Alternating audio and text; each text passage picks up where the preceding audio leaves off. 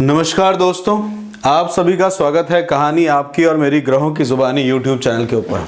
इसमें आज जो हम लोग बात करेंगे वो बात करेंगे मिथुन लग्न के लिए। कैसा रहेगा मिथुन लग्न के लिए 31 जनवरी से 6 फरवरी तक का समय। इसमें मिथुन लग्न में अगर आप देखें तो बुध जो है आपके लग्नाधिपति हैं। बुध जो है करीब 4 तारीख तक 4 फरवरी तक वक्री अवस्था के अंदर में रहेंगे।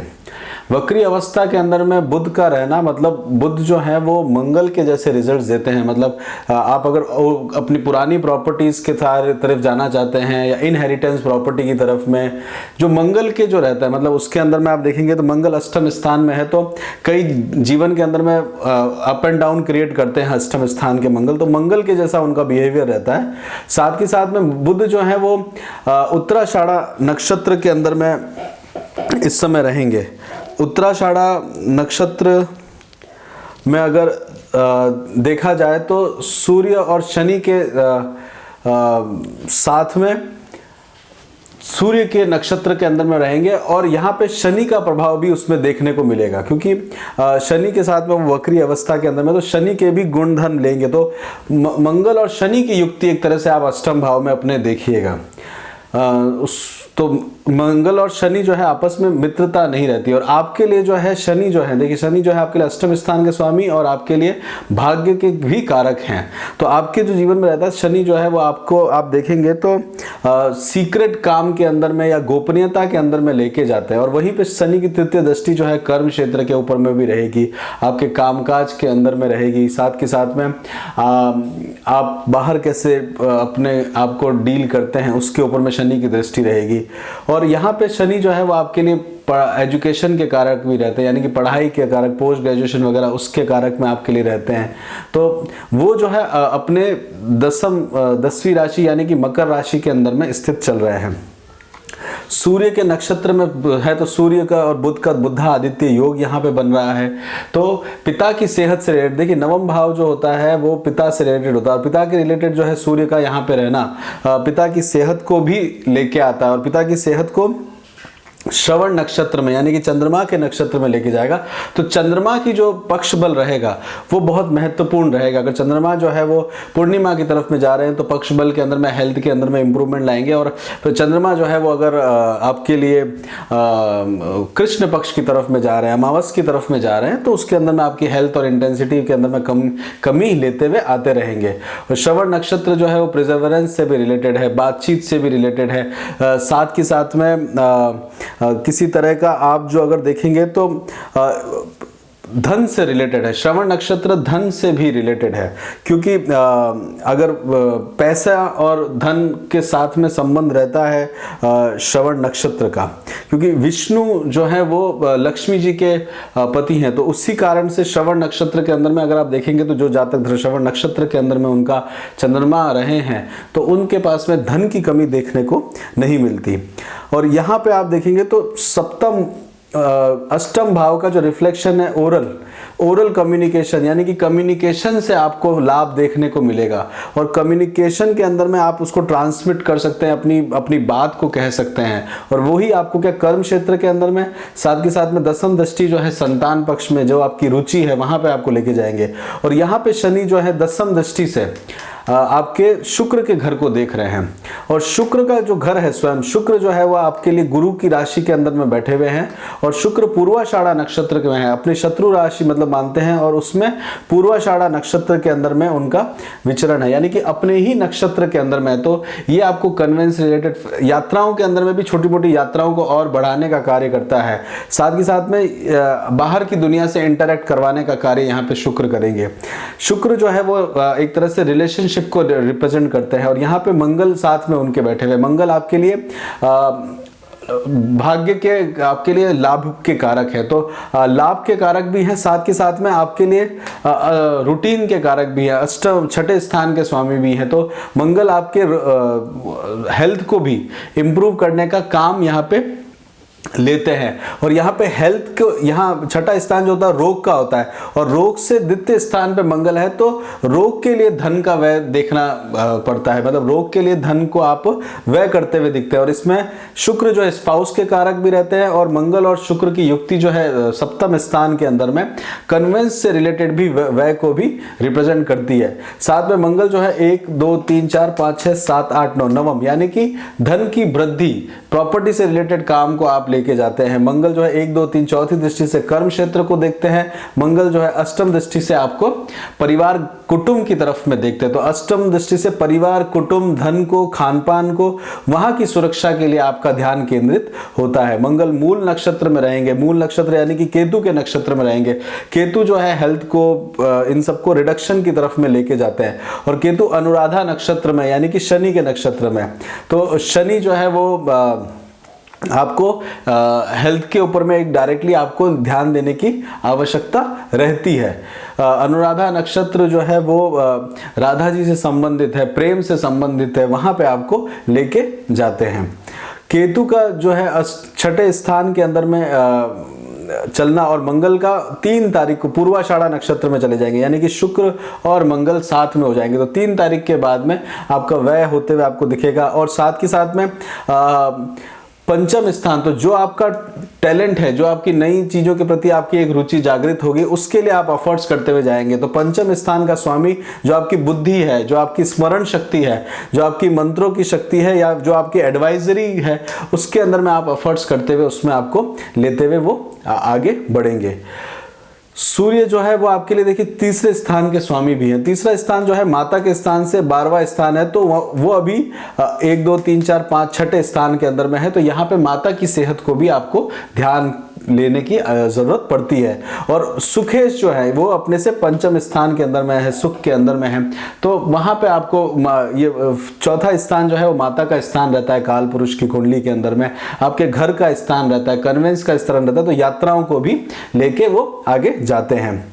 इसमें आगे हम लोग और बात करते हैं तो राहु, देखिए राहु जो है 12वें स्थान में अच्छे नहीं माने जाते, और राहु जो है वो 12वें स्थान के अंदर में देखा जाए तो एक तरह से शेषनाग जैसा काल सर्प दोष बनाते हैं। शेषनाग काल सर्प, तो इस समय में जब आप रहते हैं राहु के, तो इसमें विष्णु भगवान की उपासना करने या विष्णु सहस्त्र नाम करने से आपको लाभ मिलेगा। अगर किसी भी तरह का जीवन के अंदर में प्रॉब्लम आता है, आपका मान सम्मान खोने का इस समय अगर वो रहता है, सारी प्रतिष्ठा और पूरा नुकसान होने के समय में, तो वो वहां पे राहु का जो है वो आपके 12वें स्थान में होने के कारण उस तरह की स्थिति चल रही है। और ये करीब आप देखेंगे तो 29 मार्च 2020 से लेके ये बस पीछे का समय है जिसमें 2 डिग्री पे चल रहे हैं राहु, वो 11 अप्रैल 2022 तक में ऐसा रहने वाला है। और कृतिका नक्षत्र में यानी कि सूर्य के नक्षत्र में है, और सूर्य जो है अभी अष्टम भाव के अंदर में चल रहे हैं। तो ये अष्टम भाव जो है वो मान अपमान, ब्लेम से रिलेटेड, और वहां पे भी लेके जाता है। राहु जो है 1 2 3 4 पंचम दृष्टि से आपके हृदय के स्थान में देख रहे हैं, पंचम स्थिति में सुख के स्थान में देख रहे हैं, तो सुख के अंदर में चिंता क्रिएट रखता है। राहु जो है 1 2 3 4 5 6 7 सप्तम दृष्टि से आपके रोग, ऋण और शत्रुओं की तरफ में लेके जाता है। साथ के साथ में केतु भी वहां पे बैठे हुए हैं, तो वहां पे आप देखेंगे तो आपके मदर की साइड के जो परिवार से है वहां पे आपका सिचुएशन जो है वो माइनस होता जाएगा। आपके ननियाल से आपको संघर्ष झेलना पड़ेगा। और राहु जो है 1 2 3 4 5 6 7 8 9 नवम दृष्टि से आपके लग्नेश बुध को देख रहे हैं, तो बुध के ऊपर में पाप ग्रह की दृष्टि, लग्नेश के ऊपर में पाप ग्रह की दृष्टि जो वो क्रिएट करके रखी हुई है। तो इसमें आप जो है विष्णु सहस्त्र नाम करते हैं तो वो आपके लिए लाभप्रद रहेगा। आपके लिए बुध जो है देखिए सुख के कारक भी हैं, और आपके लिए आपकी बुद्धि और आपके लग्नेश भी हैं, तो सुख जो है वो आपको बुद्धि का प्रयोग करना, और आपके लिए साथ के साथ में केंद्र के स्वामी और त्रिकोण के स्वामी भी रहते हैं। तो केंद्र और त्रिकोण के स्वामी में क्या बुद्धि, आपकी हर चीज को एनालिसिस करने में आपको जल्दी चीजें बहुत जल्दी समझ में आती है, क्योंकि बुध जो है इजीली कैलकुलेट कर देते हैं आपको, आपके एजुकेशन के स्थान के अंदर में भी हैं, तो वहां पे आपको सपोर्ट देते हैं। और बुध जो है वो मित्र है शनि के मित्र होने का आपको लाभ मिलता है यहाँ पे नवम स्थान का। गुरु जो है वो आपको बहुत अच्छा सपोर्ट करे हुए, गुरु की देखिए पंचम दृष्टि आपके लग्न पर पड़ी हुई है, तो गुरु का आपको सपोर्ट है। और गुरु की जो राशि है वो आपके लिए सप्तम स्थान की स्वराशि यानी कि पार्टनर्स की राशि है, तो वो आपको सपोर्ट करे हुए है। गुरु जो है 1 2 3 4 5 6 7 पराक्रम स्थान को करे हुए, और यहाँ पे छोटे भाई बहनों को लिए हुए हैं। कारक भाव नाशक स्थिति में है, तो छोटे भाई पर तो प्रति थोड़ी चिंता आती है, क्योंकि सिंह राशि के अंदर में सिंह राशि से अगर आप देखें तो यहाँ पे सूर्य की राशि आने के कारण एक तरह से आपको छोटे भाई बहनों के लिए एफर्ट्स की आवश्यकता पड़ती है। इसमें और अगर आप आगे की तरफ में देखें तो आपके पराक्रम या पड़ोस के अंदर में आपको सहायता लेने की, उसमें वहां से आपको सपोर्ट देखने को मिलता है। इसमें चंद्रमा की पोजीशन से देखते हैं तो चंद्रमा जो है आपके लिए 31 तारीख को मकर राशि में रहेंगे। मकर राशि यानी कि अष्टम भाव में रहेंगे, उत्तराषाढ़ा नक्षत्र में रहेंगे। उत्तराषाढ़ा नक्षत्र जो है वो आप देखें तो अपने आप में धर्म से रिलेटेड है। साथ के साथ में उत्तराषाढ़ा नक्षत्र जो है मोक्ष का नक्षत्र रहता है, चीजों को छोड़ने मोक्ष के लिए रहता है। सूर्य का नक्षत्र है, सूर्य भी अष्टम स्थान के अंदर में बैठे हुए हैं। और इस समय में अगर आप देखेंगे तो एंसेस्टर यानी कि आपके पूर्वजों के से इसका संबंध रहता है। उत्तराषाढ़ा नक्षत्र के अंदर में अपनी विल पावर को बढ़ाने वाला, साथ के साथ में ऑब्स्टेकल्स या हड़बड़ गड़बड़ से किया हुआ काम जो रहता है वो प्रॉब्लम क्रिएट करता है। तो इस दिन आपको सावधान रहने की जरूरत है। किसी भी काम को बहुत तेजी से हड़बड़ गड़बड़ लेंगे तो वहां पे आपको प्रॉब्लम करेगा। हालांकि जो लोग उत्तराषाढ़ा नक्षत्र के अंदर में होते हैं वो बहुत बड़ा जीवन के अंदर में बहुत बड़े बड़े एंटरप्रेन्योर्स वगैरह जो होते हैं उनकी कुंडली के अंदर में उत्तराषाढ़ा नक्षत्र को देखा जाता है। और इसमें सबसे महत्वपूर्ण बात जो है वो ये है कि उत्तराषाढ़ा नक्षत्र के अंदर में नक्षत्र परिवर्तन है। चंद्रमा सूर्य के नक्षत्र में है और सूर्य ऑलरेडी चंद्रमा के नक्षत्र में है, तो यहाँ पे किसी भी चीज के लिए आपको डिसीजन लेते हुए एकदम इंटेंसिटी जो है वो बहुत ज्यादा दोनों स्टार्स की अपने आप में देखने को मिलेगी। तो बहुत जल्दी हड़बड़ गड़बड़ मत काम करिएगा और इस भावना में नहीं आएगी कि मैं ही इसकी कार्य की शुरुआत कर रहा हूं। तो कभी कभार ऐसा लगता है कि मैं इस कार्य की शुरुआत कर रहा हूं, बट बहुत जल्दीबाजी और बिना प्लानिंग के जाने में नुकसान उठाना पड़ सकता है। तो इसमें महत्वाकांक्षा से भी उत्तराषाढ़ा नक्षत्र का संबंध रहता है। उसके बाद में चंद्रमा 1 तारीख को श्रवण नक्षत्र में जाएंगे। श्रवण नक्षत्र शनि के नक्षत्र में, इस दिन अमावस भी रहेगी। कोई नया कार्य ना प्रारंभ करे तो अच्छा रहेगा। अर्थ से संबंधित रहता है तो अर्थ का व्यय होते हुए आपको देखने को मिलेगा। और श्रवण नक्षत्र जो है कम्युनिकेशन से भी संबंधित रहता है, श्रवण से रिलेटेड है और लर्निंग से रिलेटेड है, ज्ञान प्राप्त करने से रिलेटेड है। इन लॉज के परिवार में रहेगा। गॉसिप से बचने का कोशिश करिएगा इस दिन। ट्रैवल यात्राएं आपके लिए हो सकती है। रिलीजियसली आप टीच कर सकते हैं। साथ के साथ में अष्टम स्थान है तो आपके लिए बुध जो रहेंगे वो उत्तराषाढ़ा नक्षत्र के अंदर में रहेंगे, तो हो सकता है किसी मंत्रों के लेके या मंत्र के अंदर में आपकी रुचि जागृत हो या कोई संगीत से रिलेटेड आपका ध्यान केंद्रित आपको करे। चंद्रमा आपके लिए धनिष्ठा नक्षत्र में जाएंगे 2 तारीख को। धनिष्ठा नक्षत्र मंगल से संबंधित है, यानी कि आपके स्पाउस या पार्टनरशिप के घर के अंदर में मंगल का विचरण चल रहा है। मंगल आपके लिए मित्रों के और लाभेश के साथ साथ मंगल जो है आपके लिए रोग ऋण और शत्रुओं के कारक भी रहते हैं। इस समय धनिष्ठा नक्षत्र के अंदर में रहने पर आप जो है एक आपके अंदर में मंगल से संबंधित होने पर आप में हिम्मत किसी कार्य को लेने की आएगी। साथ के साथ में धनिष्ठा नक्षत्र ड्रम से रिलेटेड है, मतलब आवाज से रिलेटेड है, और ये जो है अपने आप में आपको वेल्थ क्रिएट करने के लिए प्रोत्साहित करेगा। अगर आप रियल एस्टेट वगैरह के अंदर काम करें तो वहां आपको फायदा मिलेगा। चंद्रमा और गुरु की युक्ति यहां पे रहने पे गज केसरी योग का निर्माण भी त्रिकोण के अंदर में बनने पे लाभ प्राप्त रहता है। शतविषा नक्षत्र चंद्रमा में जाएंगे 3 तारीख को। धर्म का नक्षत्र है शतविषा नक्षत्र, राहु उसके वो है, तो यहाँ पे गुरु और चंद्रमा नजदीक होंगे, एक ही नक्षत्र में होंगे। और यहाँ पे आपको एक तरह का अपने आप में शत्रुओं पर विजय प्राप्त करने वाला नक्षत्र है शतरा नक्षत्र। साथ के साथ में आपको कई जगह पे यात्राओं से रिलेटेड लेके आएगा और कुछ हिडन काम के अंदर में लेके जाएगा। साथ के साथ में आपके लिए जो है अगर आप किसी तरह के साइंटिफिक फील्ड के अंदर में रिलेटेड हैं या रिसर्च के अंदर में रिलेटेड है तो वहाँ पे आपको उपलब्धि देखने को मिलेगा। और इस दिन चंद्रमा जो शतविषा नक्षत्र जो है वो धर्म से संबंधित है, राहु से रिलेटेड है, तो वह स्थान के ऊपर में भी उसमें ध्यान देने की आवश्यकता रहेगी। 4 तारीख को चंद्रमा पूर्वा भाद्रपद नक्षत्र में जाएंगे। पूर्वा भाद्र नक्षत्र में अपनी स्किल के द्वारा आप कर्म क्षेत्र में अच्छा करते हुए दिखेंगे। उसके बाद में उत्तरा भाद्रपद नक्षत्र में चंद्रमा जाएंगे मीन राशि के अंदर में, और यहाँ पे भी नक्षत्र परिवर्तन होगा। शनि और चंद्रमा का नक्षत्र परिवर्तन होते हुए दिखेंगे। यह एक कार्मिक नक्षत्र है, तो इस दिन अपने कार्य को करते हुए दिखेंगे। साथ के साथ में हो सकता है कि आप अपने कर्म क्षेत्र में उन लोगों से भी मिले जो मतलब आपके डायरेक्ट नहीं है, उनके दूसरे जो आपको रिपोर्ट के भी रिपोर्ट हैं उनको आपको देखने का मौका मिले, उनके साथ प्लानिंग करने का, मूवमेंट करने का, या फिर किसी कार्य को कंप्लीट करने का मौका आपको मिलेगा। क्योंकि उत्तरा भाद्रपद नक्षत्र जो है वो सर्प से रिलेटेड है, बहुत गहराई तक जाने के लिए, मतलब जो सांप जो बहुत गहराई तक जाता है उस तरह का उसका संबंध रहता है। उसके बाद में 6 तारीख को चंद्रमा जो है रेवती नक्षत्र में जाएंगे, रेवती नक्षत्र में चंद्रमा जाएंगे, और 5 और 6 तारीख को आपके बुध जो है वो मार्गी हो चुके होंगे।